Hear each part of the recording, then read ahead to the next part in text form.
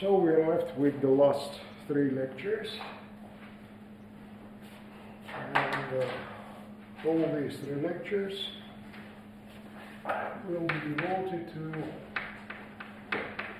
exactly solvable models. There will be 2 of them. One is one-dimensional Ising model,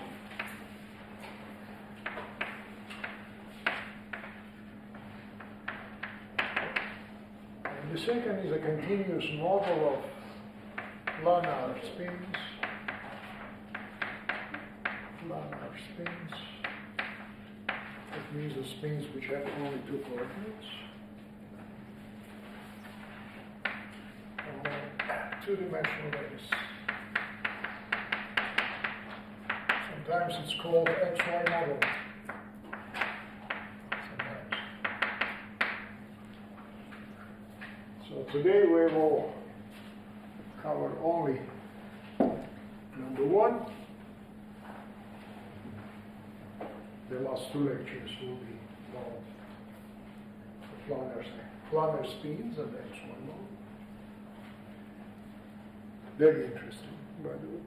Very important. Nobel Prize was awarded, by the way, a few years ago. For Ising model? No, for planar XY model. Because it has to do with thin films of superfluid or superconducting films. There is a famous topological phase transition, something completely new. All right, so we already know a lot. Actually, we know everything. Physically, we know everything about one-dimensional Ising model. We know it is disordered at any finite temperature. We know the reason why it is disordered. Because the kinks, which emerge at any finite temperature, destroy any kind of long-range model. And we also know that the correlation length at low temperatures is exponentially large, but finite. As long as the temperature is non-zero, the correlation length, however large, is finite. So the model again is described by this Hamiltonian. K will be positive even though it is not important. From 1 to n, sigma n, sigma n plus 1.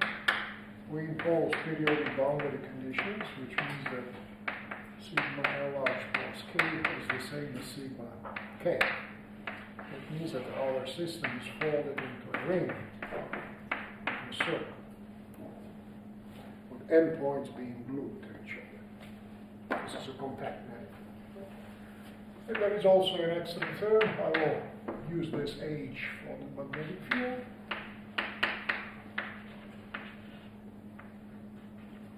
And in fact, the thermodynamics, which we were after, deals not with the Hamiltonian, but with the Euclidean action, which is beta H. H in units of the temperature, or H divided by the temperature, which has precisely the same form. I will slightly change notations.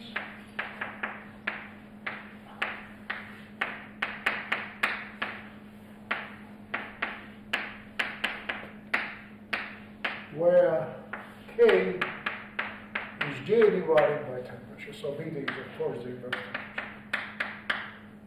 K and H small are the coupling constant and the magnetic field in units of the temperature. So these are dimensionless quantities, dimensionless parameters. We could say in the spirit of what we've been discussing last time, these are just the coupling constants, which under normalization starts changing. So we're after to understand what's going on.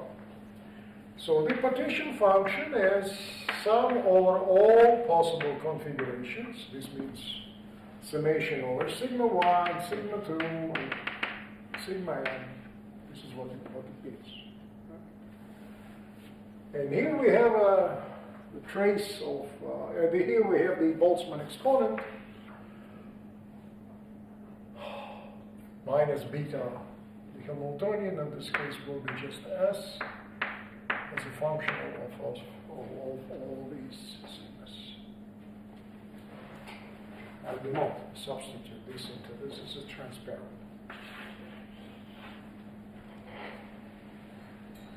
We would like to calculate this partition function exactly. Indeterminate exactly. In other words, that will, if we do that, that will provide us with the exact solution of the problem. Exactly.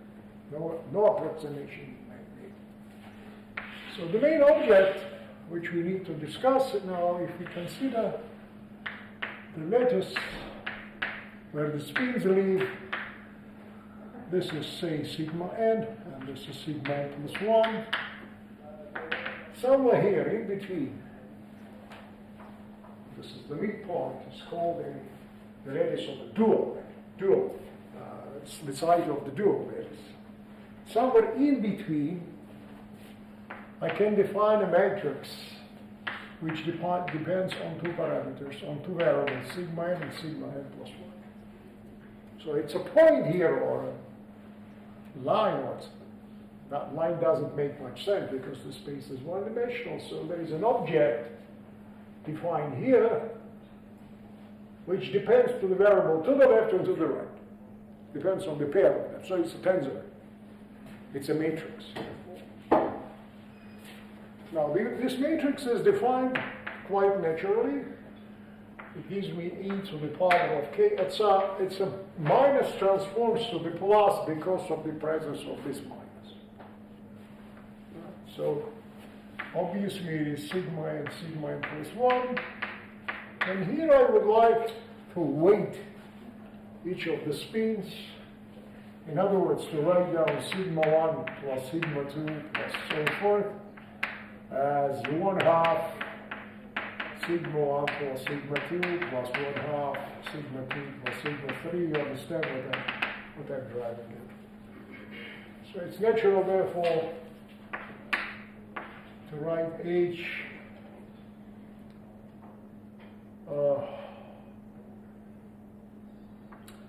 divided by 2 sigma n plus sigma n plus 1. All right. And this matrix has the following form. Plus plus will give me e to the k, power k, plus h. Minus minus will give me k minus h. And here I have 0 contribution e to the minus k, e to the minus k. This is the form of this 2 by 2 matrix, right? I remind you that sigma n as well as sigma n plus 1, the two values, plus minus 1. Right. Now let's look at the structure of the partition function now.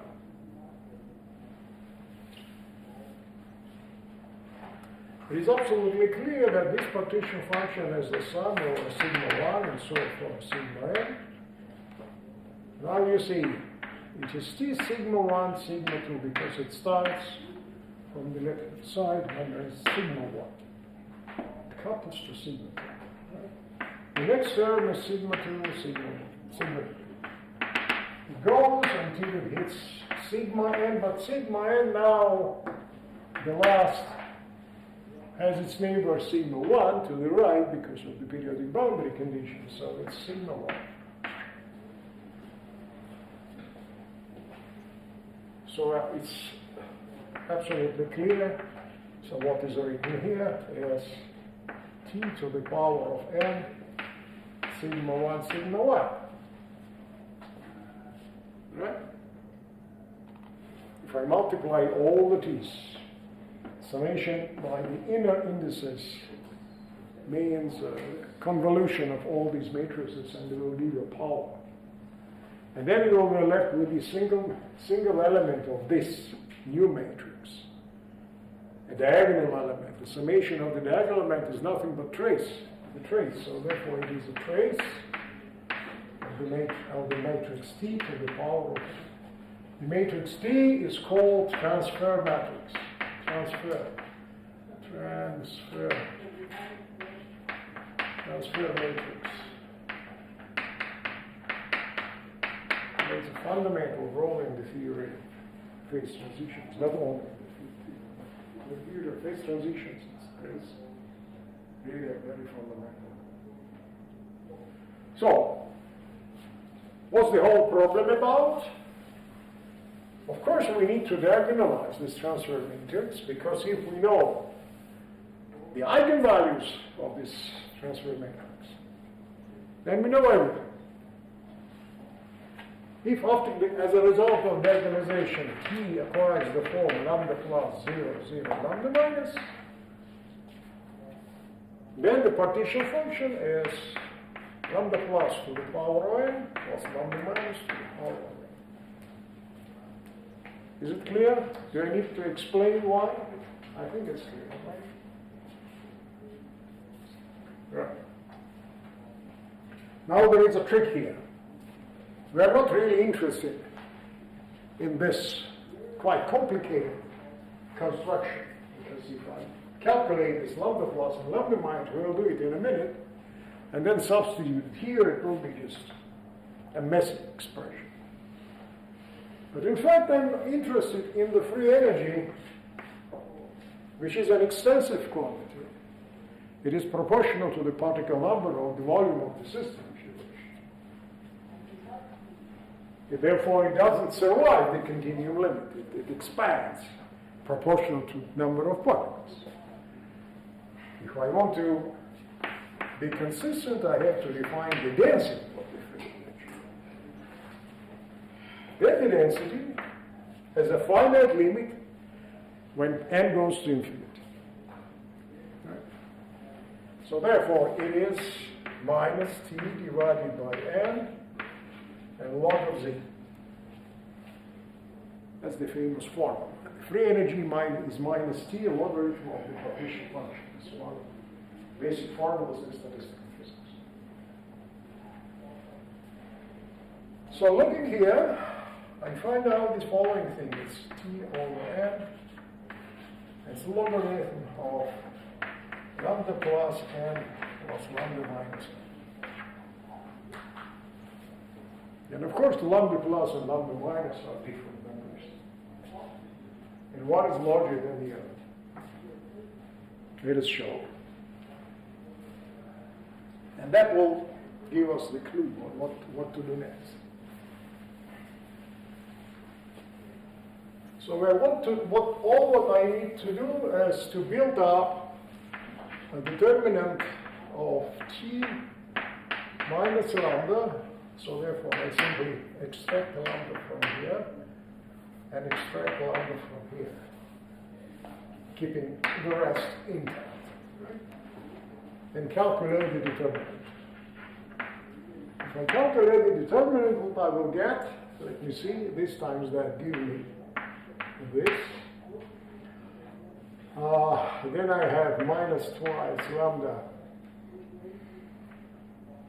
e to the power of k and the cosh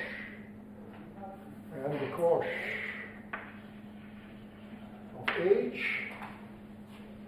and plus lambda squared and minus e to the power of minus 2k. This has to be equal to 0. And so I have to solve for lambda, and the solution is just you simply have to solve the instead of doing the solution, you will do it faster than me. I will simply write look into the final result. Yeah, it gives me two solutions with a plus or minus e to the power of k hyperbolic cosh of h plus minus hyperbolic sinh squared of h plus e to the power minus 4k.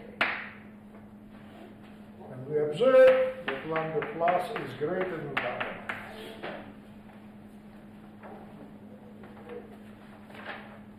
This is the key observation. from which it follows that if I write down minus 3 to the power divided by n,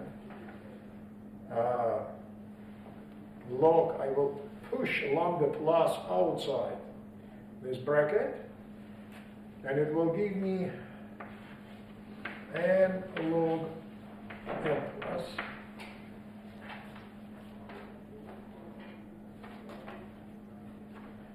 and what will remain will be a log 1 plus lambda minus by lambda plus to the power of n. And this ratio is less than 1. 1 plus something which is less than 1 to a very large number. Very, very large number. What do? I simply, of course, I will clearly this ratio to this number is a very small term. And it's absolutely clear that in the end of the day, what it does, it will give you an exponent minus n. So altogether, a logarithm of 1 plus a small number is a small number itself, and I will replace the small number by an exponent and log n logarithm and the ratio lambda plus divided by lambda minus. This time this logarithm is greater than 1. It's a positive number times the huge number of n. It's an exponential small correction to this result. Please notice n cancels n, and the right-hand side of the free energy density is n independent, as it should be. Right? It survives the thermodynamic limit and gives us the final result. And let me write down this result here. Let me write down that f turns out to be minus t and the log lambda plus. And the lambda plus is just the plus, so this is the expression for the upper side. Well, that's all actually. That's already the solution. Now we would like to calculate physical quantities. What shall we calculate? Magnetization, of course. So our quantity which we're interested in is the magnetization, M, which is defined as the average value of sigma. And of course it is minus the derivative of the 1 over m, derivative of the free energy by the magnetic field. I will, with your permission, divide this h by the magnetic field and multiply by the magnetic field.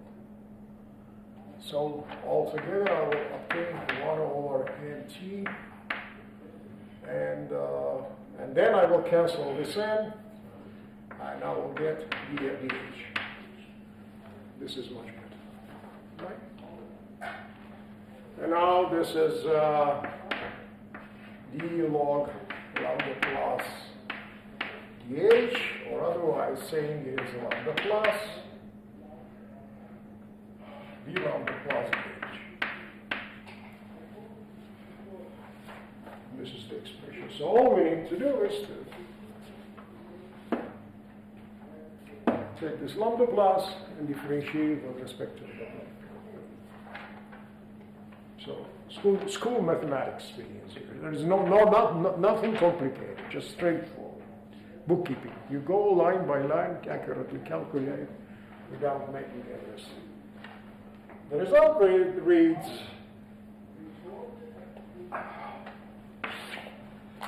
magnetization as a function of magnetic field and the temperature is given by the sinh of h square root sinh square h plus exponent minus 4 times k. That's the exact solution of the Ising model, one-dimensional Ising chain. This is actually everything. It contains everything.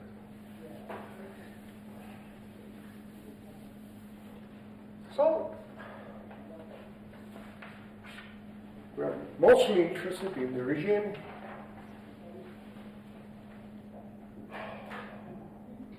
when the temperature is non-zero. If the temperature is zero, this is a special limit. We know that in this limit the system must be ordered. We will come to this point, but let's first assume that the temperature is non-zero. In other words, K is less than infinity. So K may be pretty large. That means that the temperatures may be well below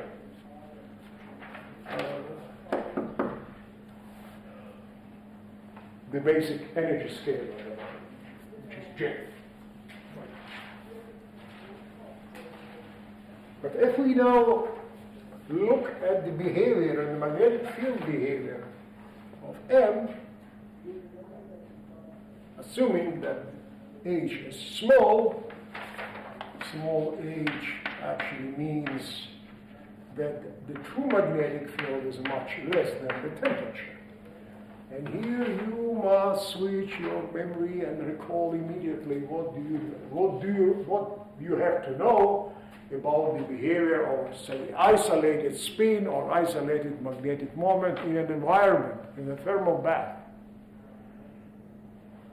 What you expect to obtain is the Curie law. Why I'm saying that? Because these limits tell me I should be in this regime. The magnetic field is much, much less than the temperature. Well, then I see that this H, dimensionless H, is small. Dimensionless H is small, therefore, with this term being small but finite, I can drive H down to zero such that I can neglect this term as compared to this one. And at the end of the day, I find out that in this regime, I have exponent 2k times H, which is exponent twice J divided by T, divided by T from here, times H, the true magnetic field, and therefore it will be the susceptibility times the magnetic field, where the susceptibility as a function of T is some constant as a function of T divided by the temperature is called the Curie constant. Well, your Curie constant in this case turns out to be huge, exponentially large, if you are in the low temperature regime. The temperature is low, but finite. The temperature cannot be set. So in this regime, you have a kind of enhanced Curie law, because normally for an isolated spin, the Curie law is of the order of 1. And here it does depend on the temperature, and depends very, very strongly. It's huge. The effective spin, the square of the effective spin, if you wish, turns out to be large.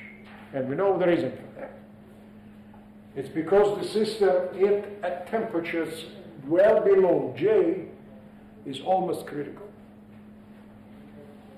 Almost critical means that the correlation length as a function of temperature at temperatures well below J divided by the interatomic spacing is much, much greater than 1. It's a system which is about to go through the critical point and become older, but it can't because of dimensionality. Any finite temperature creates these nasty kinks, domain walls, which kill the longer and shorter. But this macroscopic domain still exists. And the linear size tell me about what the correlation link is.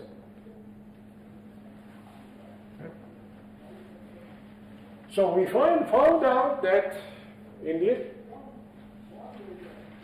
at any finite temperature we have a Curie law, and this C of T, this number, which is a function in it, turns out to be simply proportional to this psi, and we'll show it right now. But before we do that, let us go to another limit. Let us now check what happens. I don't need perhaps this. What happens if I set the temperature equals 0? If the temperature is 0, if the temperature went to 0, K went to infinity, and I don't have this exponent. And then I have a ratio sinh h divided by the modulus of sinh h, because square root is defined as a positive definite number. In other words, m in this limit, when temperature goes to 0, m is a function of h, is h divided by the modulus of h, which is h divided by the modulus of h, which is nothing but the signature of h.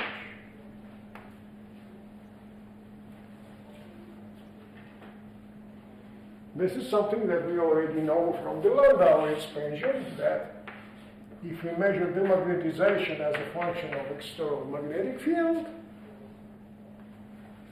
and we decrease the magnetic field,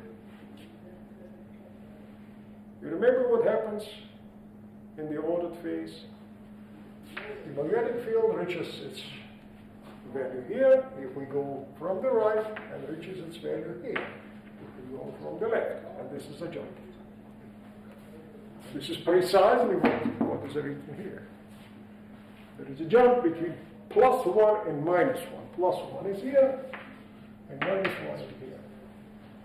Why? Because you are ordered. That's the point. Only in the ordered phase you can observe such phenomena. Because in the usual situation, when the system is not ordered, like an isolated spin or like a paramagnetic phase of a magnetic material, you switch off the field and magnetization disappears. Magnetization in that case follows this one. The magnetization is proportional to the field and smoothly goes like this. This is what happens in the disordered phase, above TC. But in our case, TC is 0, so therefore if I measure everything at 0 temperature,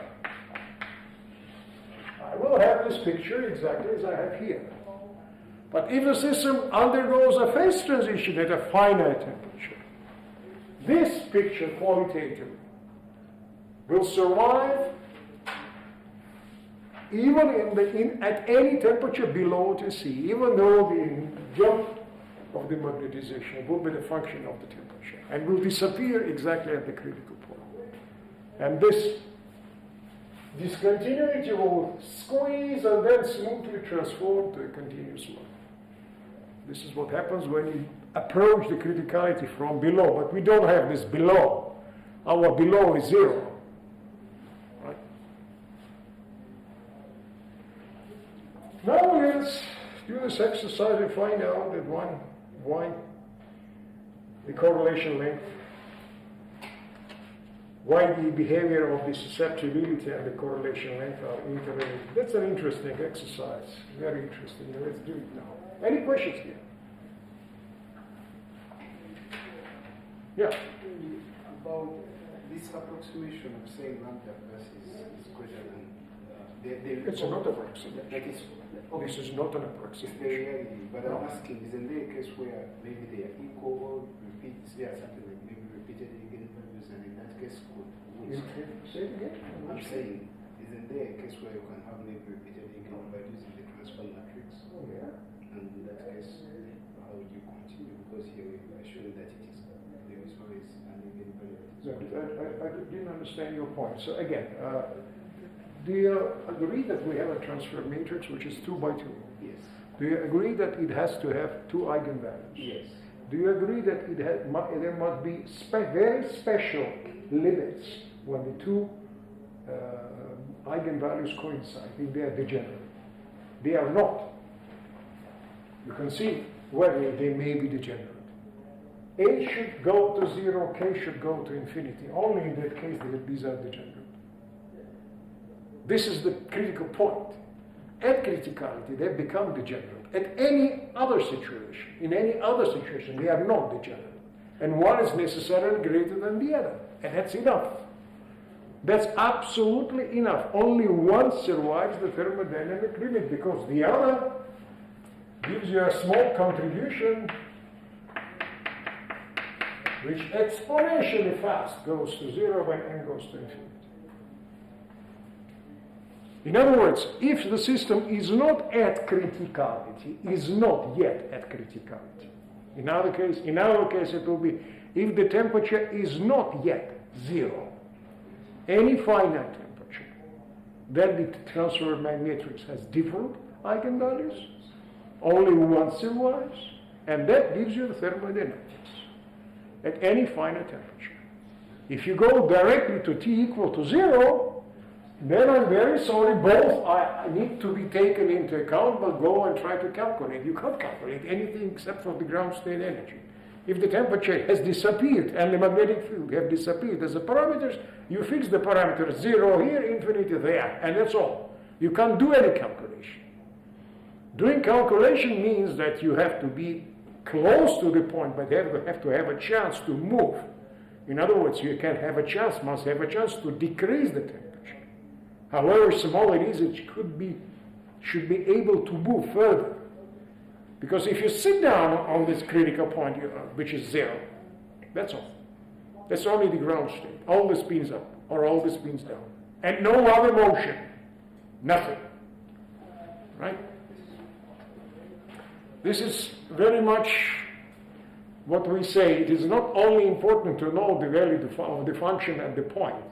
It's very important to know its derivative and the way it approaches this point. That's about the same. Okay, so we now go to calculating the susceptibility and expressing it in terms of the correlation length. That's an interesting problem, quite a general one.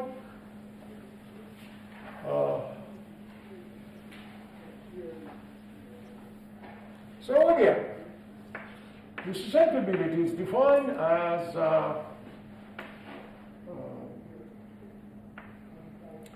average value of magnetization.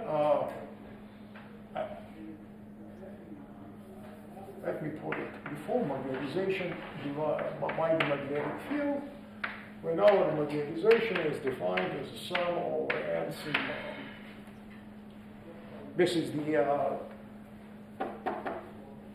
the total magnetic moment of the system. Right? On the other hand, we know that n is the first derivative of the free energy with respect to the magnetic field, and therefore susceptibility is, I'm sorry, no, yes.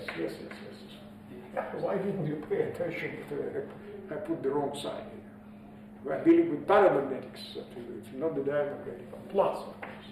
N is defined with the minus sign, that's for sure. And therefore, the susceptibility is the second derivative with respect to the magnetic field. Right, so now you remember that F is minus T log of Z. So therefore, what you do, you write down H, which is plus T, goes out, and you take the second derivative with respect to the magnetic field of the log of Z. And you first take the first derivative and get dz 1 over z dz dh. And if you take the second derivative, what you obtain is 1 over z,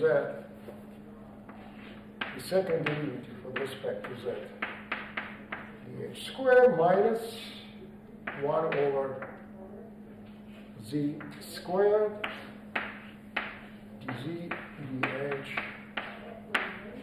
squared. Again, very simple calculation, just an exercise.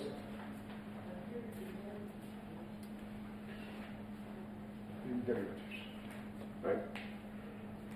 Now what I will do next, I will simply pass from, I won't pass to anywhere actually. Let me keep everything as it is. Let me keep everything as it is.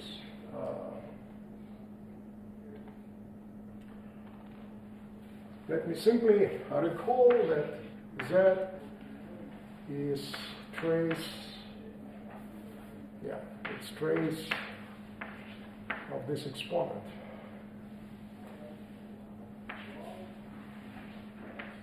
Okay, let me write it down like this. J divided by T sum over n sigma n plus 1 minus, so now this will be a plus sign because the Hamiltonian is defined with the minus sign. When exponentiating with minus beta, it will be plus. Plus h divided by T sum over n sigma n. Now you see what happens if I look at 1 over z dz dh.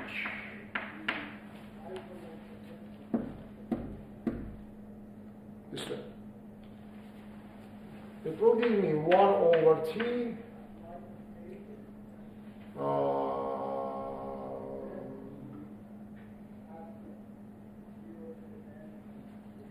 trace this section sum over n sigma n divided by trace this section. This is nothing but 1 over t sigma n sum over n, the average value of sigma n. I prefer to keep it like this. Right. And if you do one more calculation, then you will find out that 1 over z d to z d2h squared will give you 1 over t squared and sum over m sigma n sigma n average. Please don't be surprised every time I divide. I average over the all spin configurations and divide by partition function. This is the standard definition of the average. So if I have an operator O, the average value of the operator O is trace action, this exponent operator divided by trace,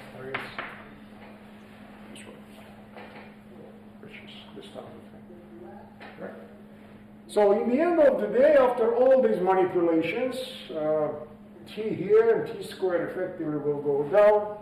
What will remain, it will be 1 over t.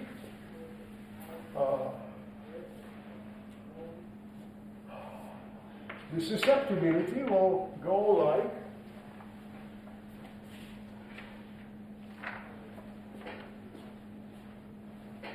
if I divide by the number of lattice sites, which is necessary if I want to calculate the susceptibility per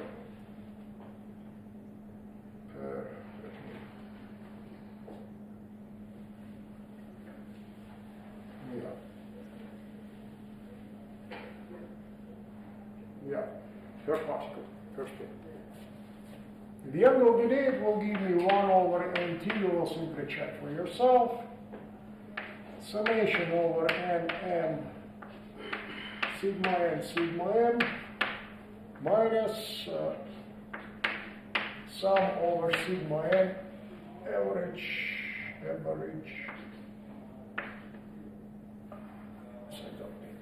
squared. Right?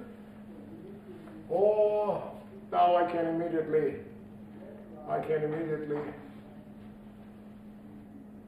realize that due to translational variance, everything this can be rewritten as. So in fact, this function, this average depends only on the distance, and therefore in this sum, one of the summation is redundant. It will give me the total number of little sides, which will cancel here.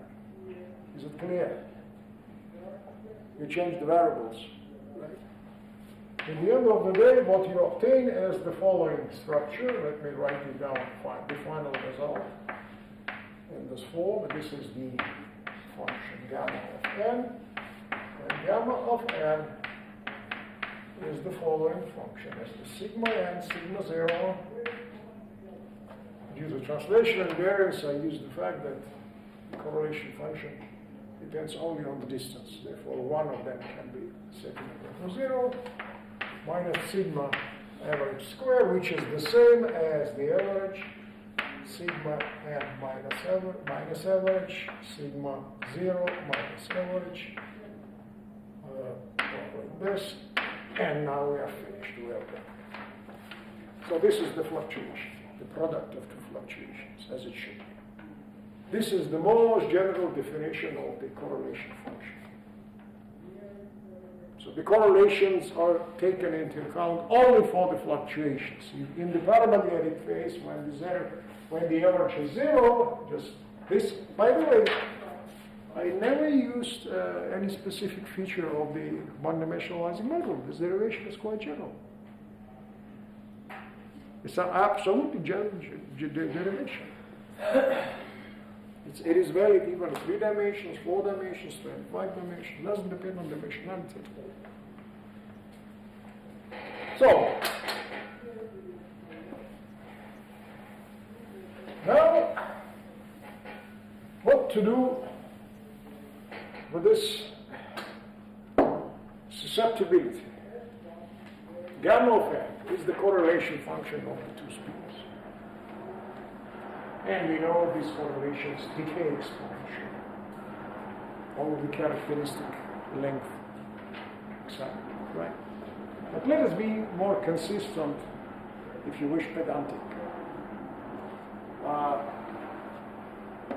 Since the correlation length at temperature is much less than J, the correlation length is much greater than the interatomic spacing, interspin spacing, that is to say. It's clear that those terms will effectively contribute to the sum, for which n is such that NA0, which is a distance, is at least less than so. Because if there is greater than the correlation length, then the exponential decay will start, and the tail of such function will not contribute much. So if the function decays exponentially over some characteristic length psi, what is important is the region when the function is essentially non-zero. When it becomes very, very small, it doesn't contribute much, especially exponential. So therefore, we need to account for large values of n. N is large because psi divided by A0 is large. So since large n's are important in the sum, the summation can be replaced by integration. So therefore, chi should be 1 over t. Instead of summing over n, I have to take dx, but I have to divide by interatomic spacing. Because n is dimensionless, and x has a dimension. To make it that dimensionless, it should go like this. The minimal A is, of course, A0. The minimal x. The upper is infinity. Or what? Of this function. Now, at this point, we understand that, okay, we are already educated people, and we trust in universality. What it means, universality? Universality means that every time we approach the critical point, the behavior of the system in the vicinity of critical point cannot depend much on the tiny details and short distances. The behavior of such system close to criticality, especially at criticality, is only sensitive to two basic things, as you remember. The symmetry of the order parameter and dimensionality. Right? As a consequence of this, there is only one characteristic length in the system, as soon as you are not at criticality, but very close to it, it's the correlation length. So this is the notion of universality realized mathematically. That means that your correlation function must represent some smooth function of necessarily a ratio x divided by xi, because xi is the only scale in the model. So therefore you have to measure the length in units of psi. There is no other length, which makes the function dimensionless, right? Times this exponent. That's an assumption, of course. Assumption made only to make the integral convergent. You could instead write down some other function which is rapidly changing, rapidly cutting off the integral at distances of the order of psi, but this exponent is just the most natural guess. Natural, but not necessary, I would say. For you, what is important is that at x of the order of psi and larger, there is nothing remains in the integral. The integral is already done, right? Now you see what happens. You introduce a dimensionless coordinate, which is x divided by xi.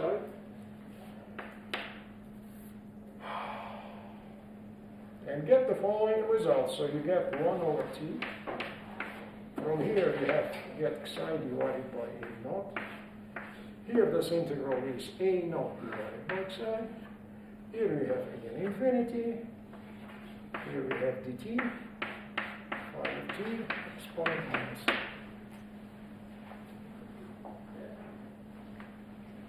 So the integrand does not depend on any parameter at all, which is a function of a single variable t, dimensionless variable t.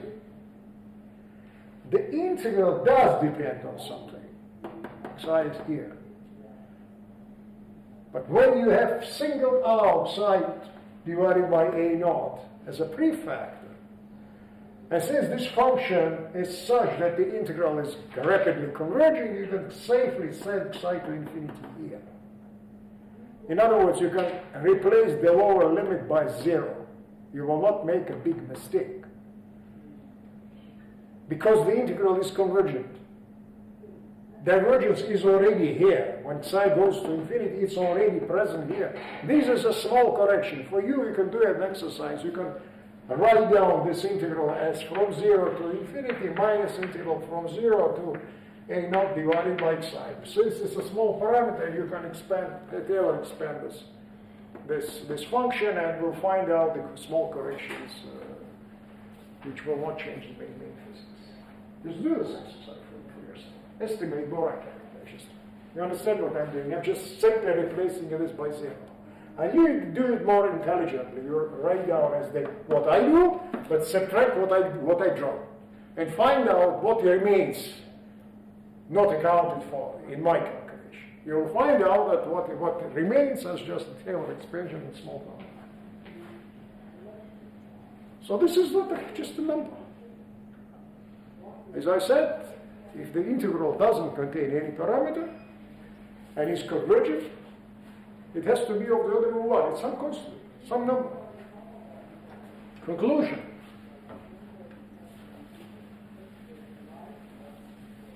The conclusion is striking, of course. The susceptibility is a function of the temperature. It is given 1 over the temperature. Correlation length times c divided by a naught. You remember what we obtained? We obtained a few minutes ago this formula, which was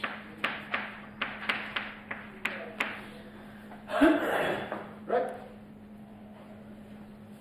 I have to write down some constant here, from which you conclude that your correlation length is some constant proportional over a naught is proportional to y g divided by the temperature.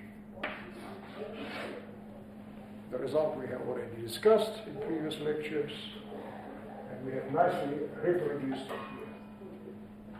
So the Curie constant already in the paramagnetic phase, but please notice we don't have anything but paramagnetic phase at any finite temperature.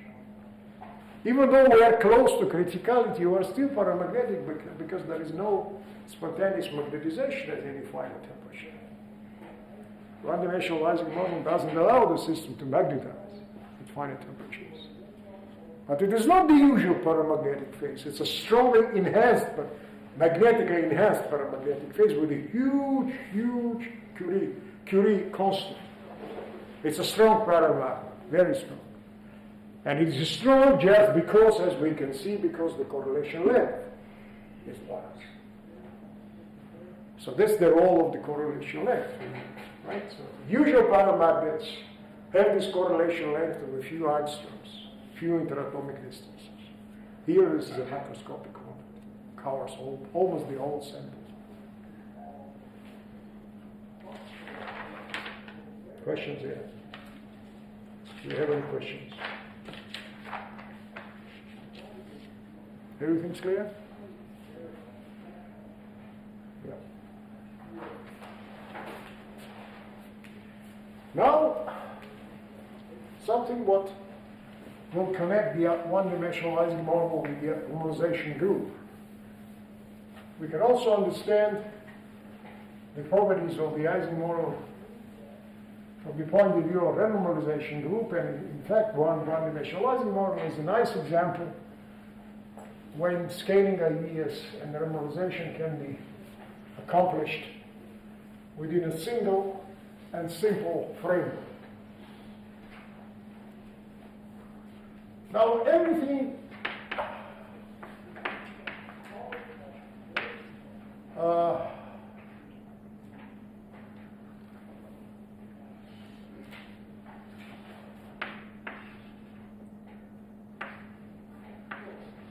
everything boils down to the following thing. It turns out to be trace over n, and here I have transfer matrix to the power of n as a function of k. Let us now, in the end of this lecture, set h equal to 0. We have no magnetic field and only the temperature. So the transfer matrix now depends only on k. Right? And this subscript n means that when calculating the trace, I have to calculate over n variables, which are sigma 1, sigma 2, and so forth, sigma in the number of spins along the whole chain.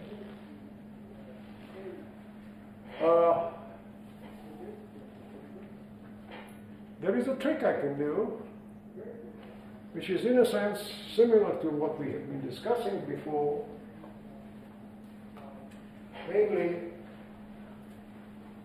what we have been discussing before was, if we have a field, phi of x, which is defined with some momentum cutoff lambda, this is k space, and this is k equal to lambda, I can introduce another cutoff lambda prime, which is slightly less than the original one, and try to integrate all the degrees of freedom which are inside between the two circles. Then I will get a theory defined with the new cutoff, and then at the end I will make a scaling and bring it to a original one. But all in all, that will be bound to saying that if k has been replaced by k divided by b, effectively x goes to b times x, and I'm increasing the length scale, I'm increasing the characteristic distance. In this way, I'm decreasing the correlation length. If the system undergoes a phase transition, I'm moving away from criticality. But every time I can connect the original system with a transformed one and connect the corresponding couplings, and this way understand what kind of normalization these couplings undergo. This was suggested to be done in momentum space. Why not to do it in real space? Just in real space. How to accomplish it in real space? You can replace n effectively by n divided by 2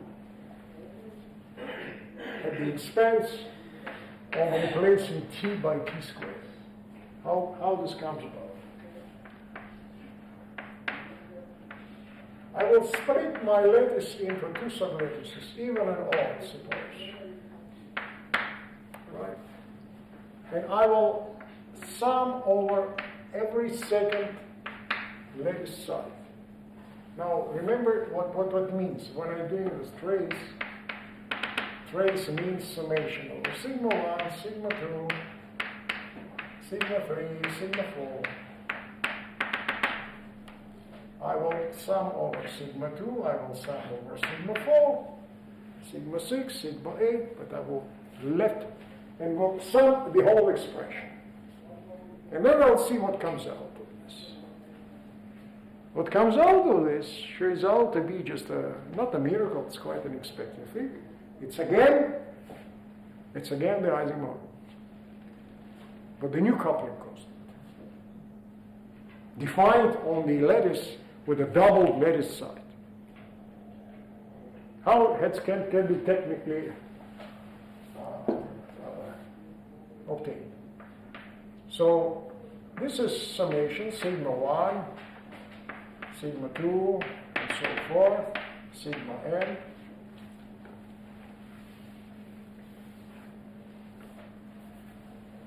T, sigma 1, sigma 2, T, sigma 2, sigma 3, T, sigma 3, sigma 4, T, sigma 4, sigma 5.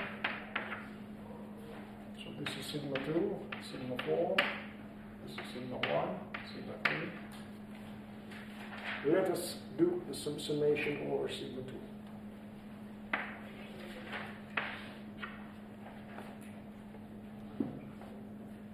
This summation is inside. I'm summing over sigma 2. If I do that, what I will obtain, it will be sigma 1. And the next will be sigma 3, by the way. T squared, sigma 1, sigma 3. I will do the same here, but I will sum over sigma 4. And then I will get T squared, sigma 3, sigma 5.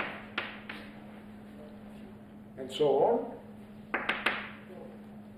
At the end of the day, I will get a trace which will contain n minus divided by 2 errors to sum up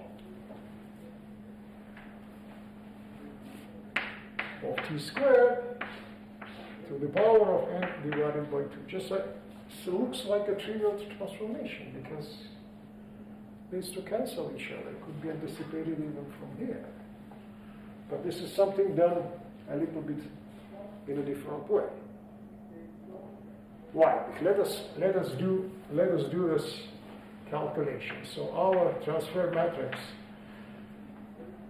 sigma sigma 1 is nothing but exponent k sigma sigma 1. No, sigma 1 sigma 2. Sigma 1 sigma 2. It is cosh of k plus sigma 1 sigma 2 sinh of k. I will push this cosh outside. I will have sigma 1 sigma 2 hyperbolic tangent. This one. Now if I calculate the square of sigma 1 sigma 3 as a summation over sigma 2 t sigma 1 sigma 2 t sigma 2 sigma 3, I will end up, it's easy to understand what will happen. It will be cosh square k 1 plus sigma 1 sigma 3 hyperbolic tangent squared of K, with all the other terms vanishing. Why? Because if you substitute this expression into here, you have to sum up over sigma 2, and the summation over sigma 2 of 1 gives you 2. And the second summation, sigma 2 squared, also gives you 2, whereas this summation over sigma 2 of a linear sigma 2 gives you 0. As simple as that. You have to have an even number, even power of the variable. Now when you look at this, you realize that this is very similar. Now what you can do, this is very similar to what you had in the beginning. The main structure here, apart from this coefficient, is this construction. The matrix is defined by this construction. The coefficient in front doesn't matter much. What matters is the structure as a scalar part, so to speak, is a constant part, plus a product of two Ising variables times another constant. We have precisely the same structure here, and up to this coefficient, we can say that we have something like 1 plus sigma 1, sigma 3 hyperbolic tangent of some k prime, such that hyperbolic tangent of this k prime is the square of the hyperbolic tangent of the original k. And that's precisely the normalization root equation. Because I can rewrite it, I can do this calculation many times, and at each iteration I will simply say hyperbolic tangent k and E plus 1 labels the iteration. Radius hyperbolic tangent square k of I. This is how the RG looks like. Of course, it's a discrete transformation. I can hardly find any continuous version of that, even though we will try to begin it. Right? So this is the RG equation. Because I don't want to compare now the partition function, you can easily find it in my lecture notes, or I strongly advise you to read Musardo and to read Giancardi and the Sisters, especially Musardo book. By the way, we could have done a different job. We could have found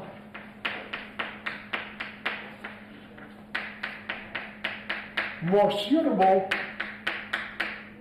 to integrate out not every second speed, but to divide a lattice into blocks of p speeds. In this case, p speed is 1, 2, 3, 4, 5. And out of these 5, integrate out over 4, which are inside. You will be left with a new model, which depends on this variable, this variable, this variable, and so forth, with a 4 times larger unit cell. And instead of 2, I will have here something like P. And all the schemes is called decimation.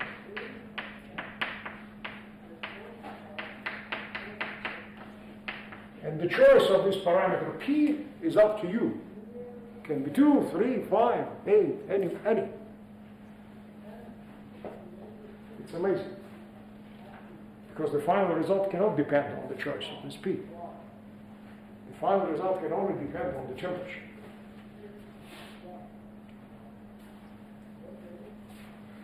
So, that's fine.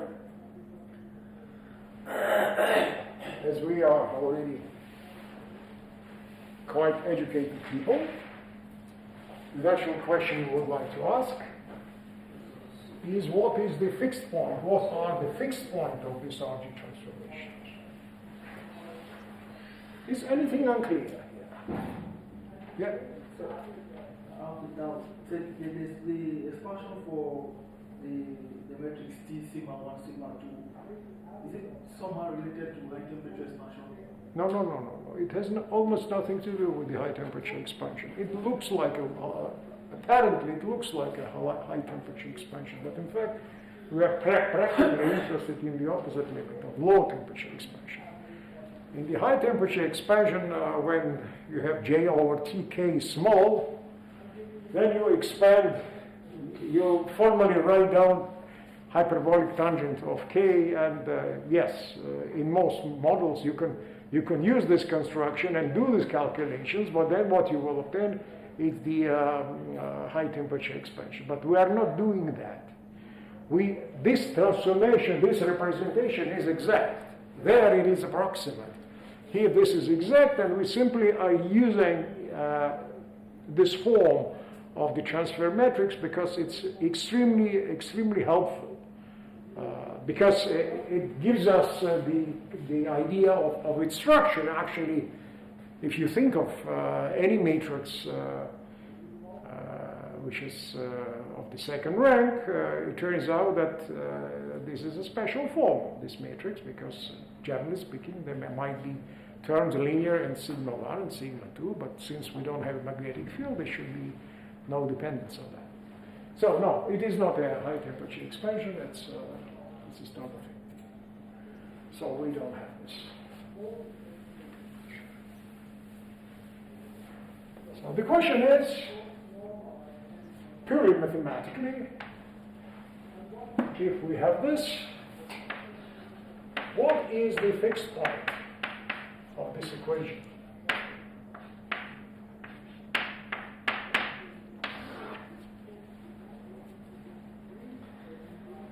So instead of I plus 1 and I simply write down K star. I reach the point when the system reproduces itself. That's what the fixed point is. Right. So this is the K-axis. Let us choose this point as K equal to infinity. This choice as K equal to 0.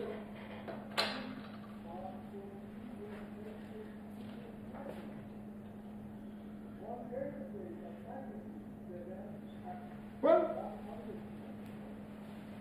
hyperbolic tangent is a function whose absolute value is less than 1.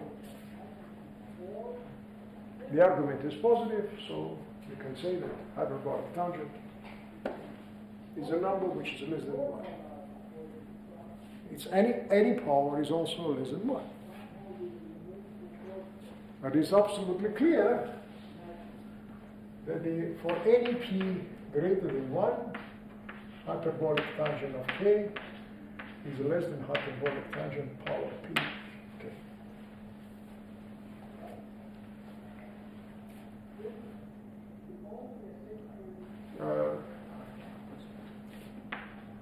Sorry. This is better. This is better. Now, so I wrote down this equation. I also would like to keep in mind, I didn't have to write it down because it's already written. I would like to simply to say that every time under any RG transformation, K becomes smaller and smaller, smaller and smaller. Right? Formally, from here we have two possibilities. Number one, K star is 0. And the second K star is infinity. There are no other solutions for this fixed point equation. But now I find out, as I said, that under any RG iteration, the K as a variable becomes smaller and smaller. Therefore, the RG flow is this. This is the direction the system flows under RG flow.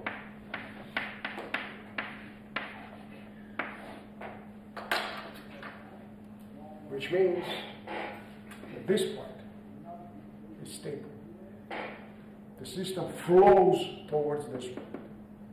Wherever you are in the beginning, you will start flowing towards this point.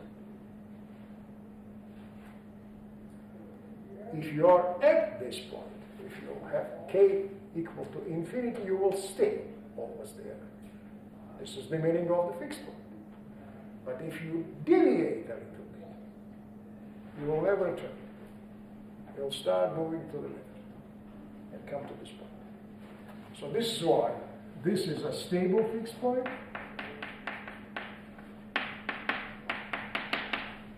And this is unstable fixed point.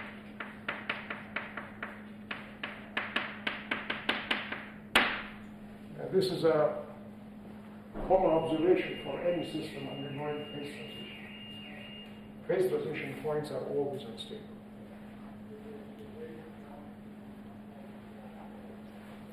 Excuse me. So since we have taken like k is j by t,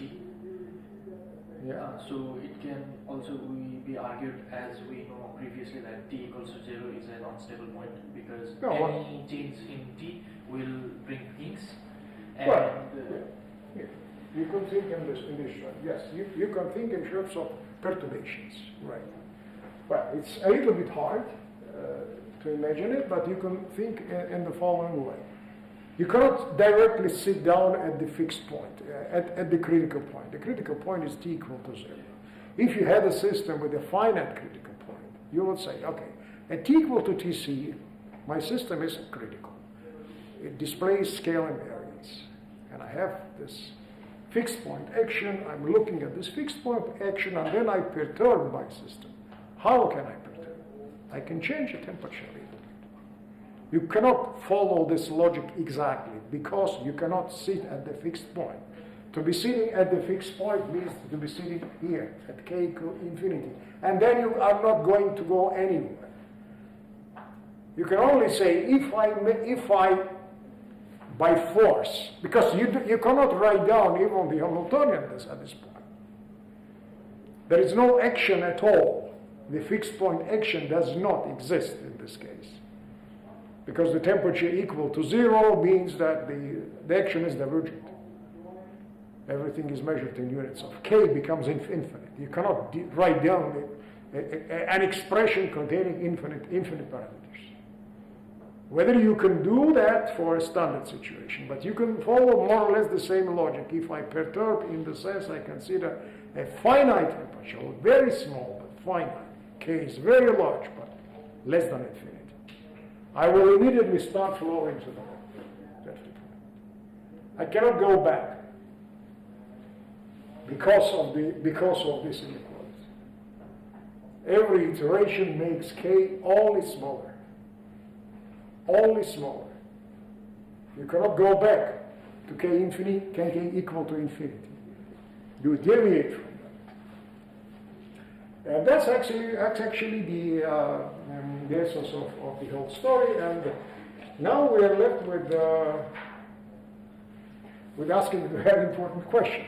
Okay, this is all this is nice, all this is very beautiful. What we can squeeze out of it, what we make out of it. Well, what we can make out of it is, of course, we can squeeze out some important information. We can reproduce.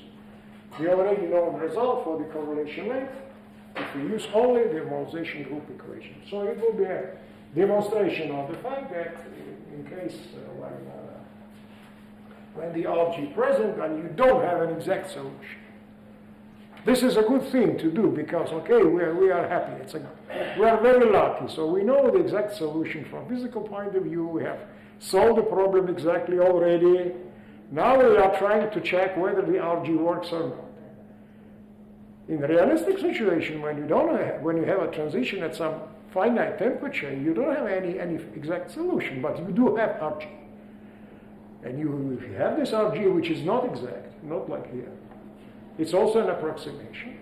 But that RG, if it is a reliable RG, gives you a clue where you are driving at, where you are going, which points are stable, which fixed points are unstable, and so forth and so on. So this time we know the answer, but we would like to demonstrate how the formalism works.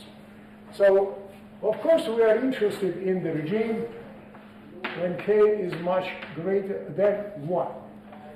When k is much greater than 1, we would like to introduce a small number. But when k is much greater than 1, each hyperbolic tangent is also close to 1, because the tangent on infinity is 1. So therefore, we have to consider deviation, the deviations from that value. So for a hyperbolic tangent, we can write down that a very large value of k it looks like this, plus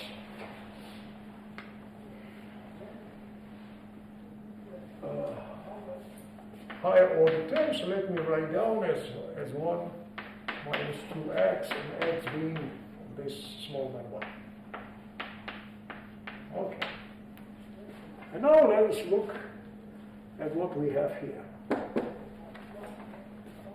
So we write down 1 minus twice x n plus 1 should be equal to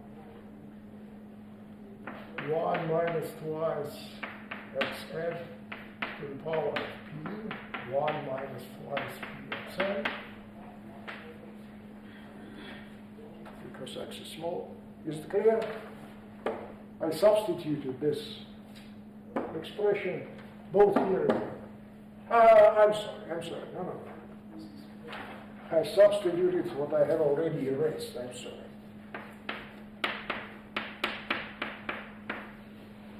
I'm sorry. Yes. And then I find out that xn plus 1 is pxn. Very nice relationship. Linear, the p being the decimation parameter. Right? So if you are doing such transformation n times when n is large, it will give me n x1.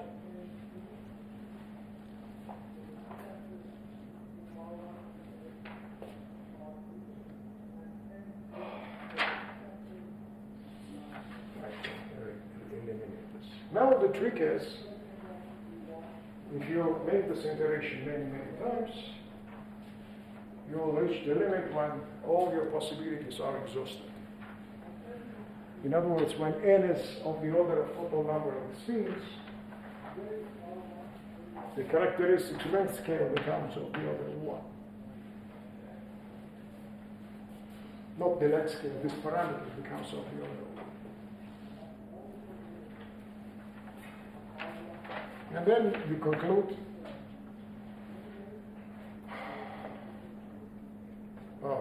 yeah.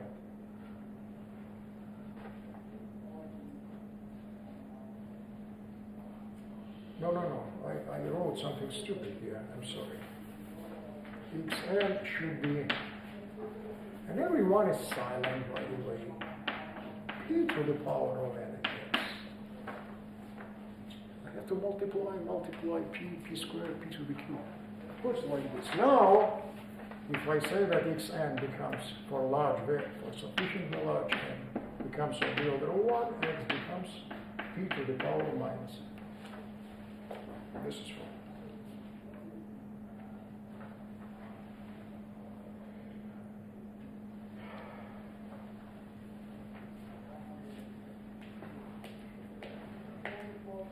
Or I can write it down as a minus n log of p. On the other hand, I remember that it is minus 2k. And so I conclude that a very important formula for me, and log of p is equal to k. Now, every time I do RG, my correlation length measured in new units becomes p times, I'm sorry, n p times smaller. then quite similarly I can say that psi of n is the original correlation length, which is large, divided to the p to the power of n. And again, I will say that when this becomes of the order of 1, my correlation length becomes this, which is exponent and 1.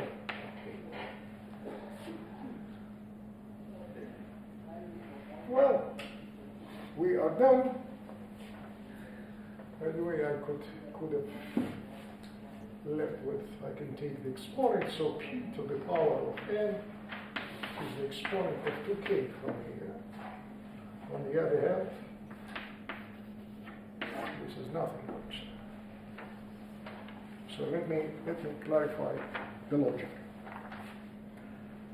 What has been done here was to rewrite the RG equation in the limit when all the k's are large.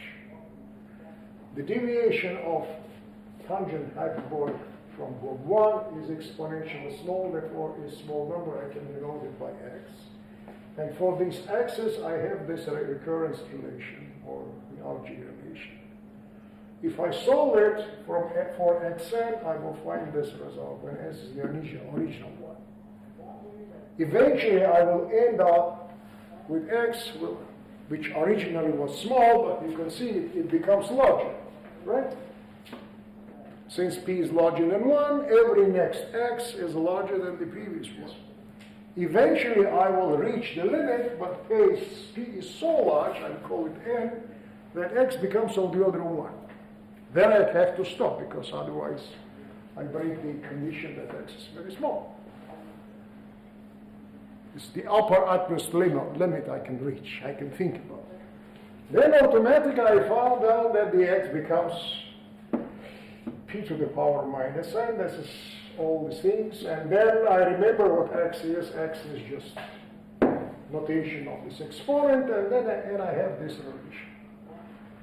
And I have this relation. I can rewrite it even with a plus sign. It doesn't matter. This relation is a direct consequence of the RG equations.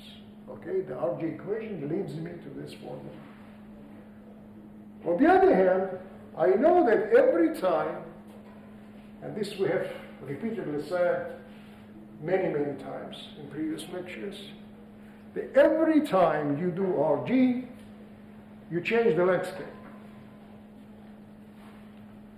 What makes sense is not the correlation length. This correlation length is a quantity which has a dimension of the length. To make it dimensionless, I had to divide it by the minimal energy scale, minimal length scale. But you remember the hierarchy of minimal length scales in the RG procedure.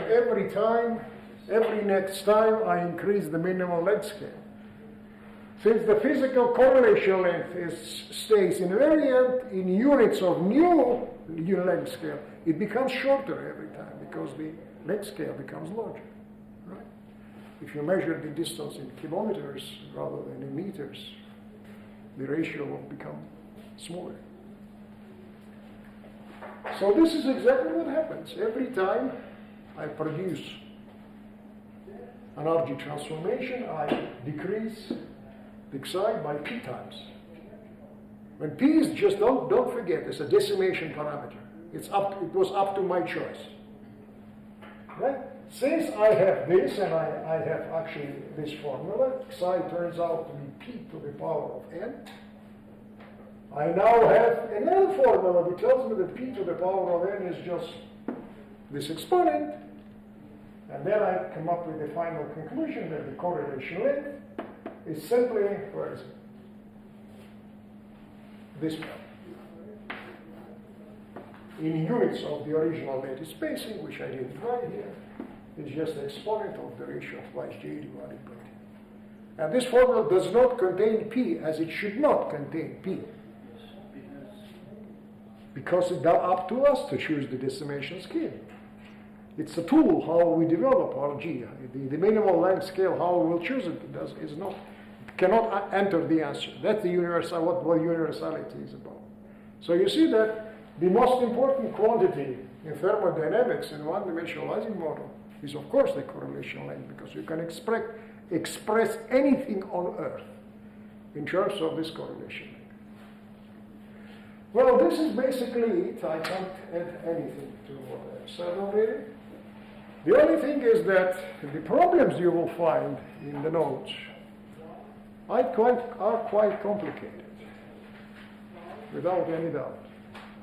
Especially one of the problems is just you use the same transfer matrix method. You can, using this method, calculate the correlation function exactly. Well, you can. I wouldn't like to use this word to cheat. It's not cheating, but if you go to the library, you find out this derivation somewhere written in the book. The other way would be just to sit down, concentrate, and solve by yourself. The second is more valuable than the first, but the first is not too bad at all. I don't consider this as not a solution, not as an appropriate act, because even when you go to the light, okay, sorry.